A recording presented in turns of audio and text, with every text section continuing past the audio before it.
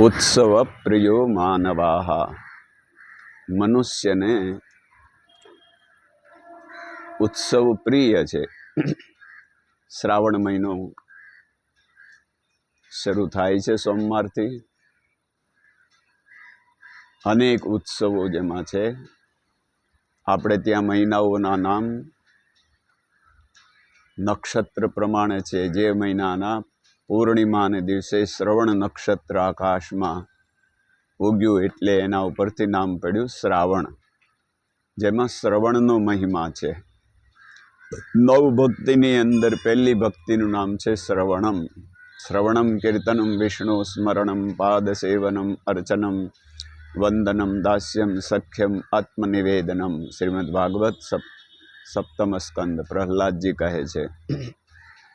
તો આપણી ઇન્દ્રિયોમાં સૌથી બળવાન ઇન્દ્રિય નો સહારો લઈ ભગવાનની યાત્રા શરૂ કરીએ તો આંખ, એને વારંવાર બંધ થવું પડે છે, મટકું મારવું પડે છે, કારણ આંખ થાકી જાય છે. બીજું, રાત્રે 6 કલાક 8 કલાક એને આરામ જોઈએ છીએ. જ્યારે કાન 24 કલાક અને 100 વર્ષ સુધી આપણે સાંભળતા રહીએ છીએ.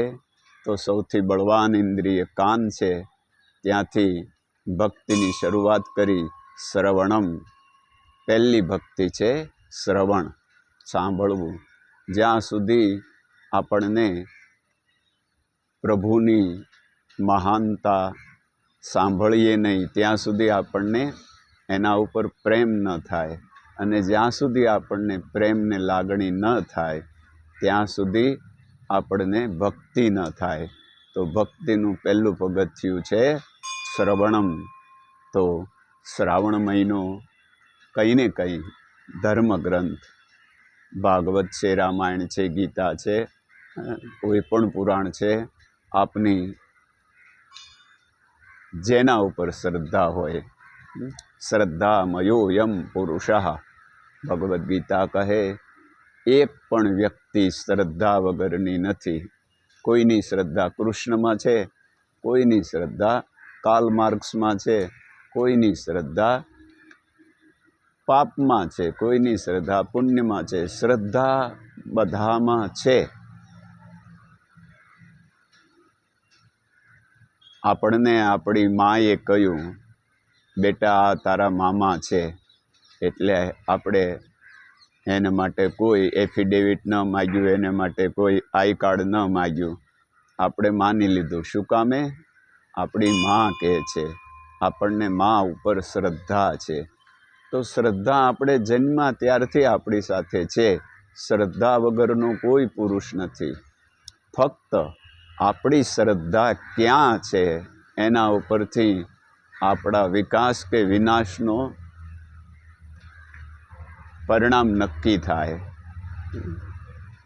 રામાયણના સુગ્રીવની શ્રદ્ધા હનુમાનમાં હતી. તો તમામ દુર્ગુણો હોવા છતાં સુગ્રીવ રામ સુધી પહોંચી ગયો. જ્યારે કર્ણમાં તમામ સદ્ગુણ હોવા છતાં એની શ્રદ્ધા દુર્યોધનમાં હતી. અને એટલે તમામ ગુણો હોવા છતાંય કર્ણનું પતન થયું. તો ભગવદ્ ગીતા કહે, યો યત શ્રદ્ધા સ એવ સહ. માણસ કેવો છે તો એની શ્રદ્ધા કેવી છે એના ઉપરથી માણસ કેવો છે એ નક્કી થાય. તો પ્રથમ પગથિયું છે શ્રવણમ, તો સાંભળવું. બીજું, શું સાંભળવું? તો કે શાસ્ત્રને સાંભળવું.